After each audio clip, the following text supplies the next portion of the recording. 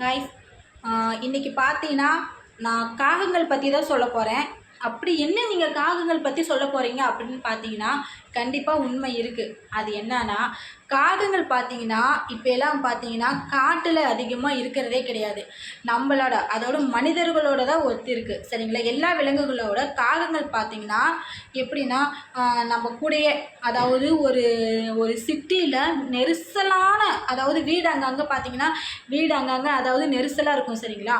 அங்கே கூட அதோட தேவைக்கேற்ப அதோட தேவைக்கேற்ப தன்னையே மாற்றி, சரிங்களா, மாற்றி வாழை கற்றுக்குது. நாம் தான் இடம் இல்லாதனால, அதாவது சிட்டியில் பார்த்தீங்கன்னா ஒரு சின்ன சந்து இருக்கும், அதுக்குள்ளே ஒரு வீடு, அதுக்குள்ளே ஒரு வீடு, இந்த மாதிரி இருக்கும். ஆனால் அதே மாதிரி காக்காவும் இருக்குது, சரிங்களா? ஏன் நம்ம கூட காக்கா இருக்குன்னா அதோட உணவுக்காக, சரிங்களா? அதோட உணவுக்காக தான் நம்ம கூட இருக்குது. காலையில் வந்து காக்கா கத்துறது, காக்கா கத்துனாலே உடனே நம்ம என்ன செய்வோம், ஓ நம்ம தாத்தா கட்டுறாரு, ஓ நம்ம பாட்டி கட்டுறாங்க, அம்மா அப்படின்னு ஒரு ஒரு மொழி இருக்குது. அதை நம்ம யூஸ் பண்ணிக்கிறோங்க. அந்த மாதிரி நம்ம சொல்லி அந்த காக்கா கிட்ட என்ன பண்ணிக்கிறோம், காக்கா வந்துருச்சு அப்படின்னு சொல்லிட்டு கண்டிப்பாக சாப்பாடு வைப்பாங்க.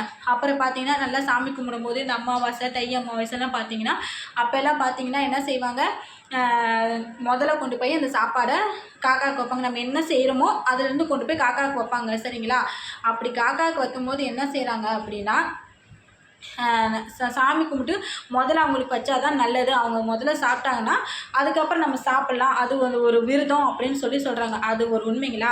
அப்புறம் பார்த்தீங்கன்னா இந்த காக்கா ரொம்ப புத்திசாலித்தனமாக இருக்கும். பார்த்தீங்கன்னா அதோட கூடு கட்டுறதுக்கு எங்கே வேணாலும் அந்த கம்பி, குச்சி அதெல்லாம் பார்த்தீங்கன்னா கரெக்டாக அதோட சைஸை பார்த்து அதால் எவ்வளோ முடியுமோ அதை மட்டும் கரெக்டாக பார்த்து தேடி எடுத்துகிட்டு வந்து கூடு கட்டும், சரிங்களா? அது ஒரு உண்மை.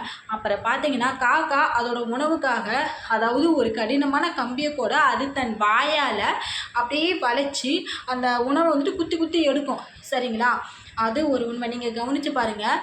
இது ஒரு முக்கியமான விஷயம். அதாவது மொத்தமான ஒரு ஓடு, சரிங்களா? மொத்தமான ஒரு ஓட்டுக்குள்ளே பார்த்தீங்கன்னா அந்த மாதிரி பழம் இருக்குது. மொத்தமான ஓடு கொண்ட பழம். ஆனால் காக்கா எப்படி சாப்பிடும்?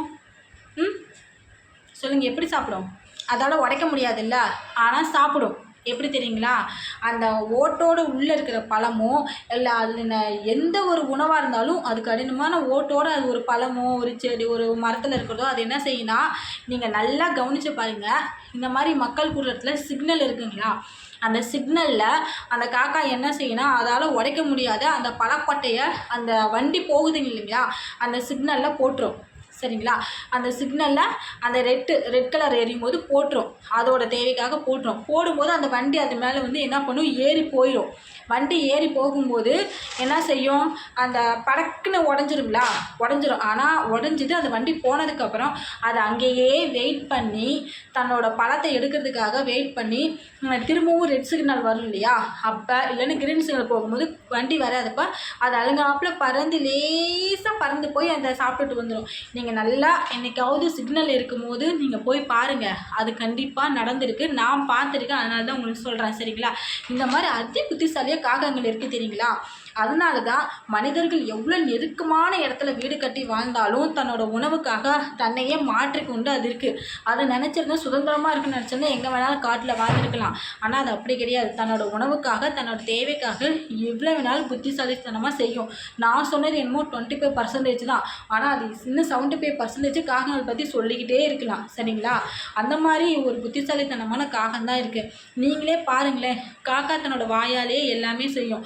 அப்படி மனிதர்கள் மாதிரியே எப்படின்னா பார்த்தீங்கன்னா புத்திசாலித்தனமாக இருக்குது. ஒரு சில டைமில் நாம் வந்துட்டு அதை பார்த்து பழகிக்கணும்னு தோணும். ஏன் அப்படின்னா பார்த்தீங்கன்னா அது வந்து டெய்லியுமே தன்னோட உணவுக்காக என்ன செய்யும், ஒரு இடத்துல இருந்து மற்றொரு இடத்துக்கு போகும், மற்றொரு இடத்துல இன்னொரு இடத்துல வரும். தன்னோட குஞ்சுகளுக்காக உணவை தன்னோட வாயாலே கொண்டு போய் ஊட்டுறதுக்காக என்ன செய்யும், அது கொண்டுட்டு போகும். அது மட்டும் இல்லை, ஒரு இடத்துல உணவு கிடைக்குது அப்படின்னா அந்த இடத்த வந்து அது ஞாபகமாக வச்சுக்கும்.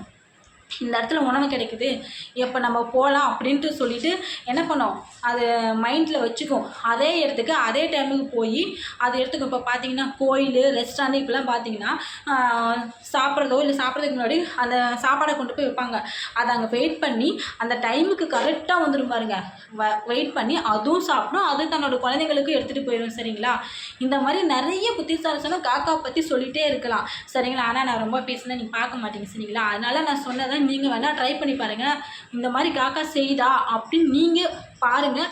இந்த மாதிரி சாதாரண காக்காவுக்கே இந்த மாதிரி இவ்வளோ புத்திசாலித்தனம் இருக்குன்னு உங்களோட குழந்தைங்களுக்கும் சொல்லுங்கள், சொல்லிக் கொடுங்க. அவங்களும் தெரிஞ்சுக்கோங்க. அது லைவாகவே நீங்கள் காட்டலாம். சரிங்களா? தேங்க்யூ.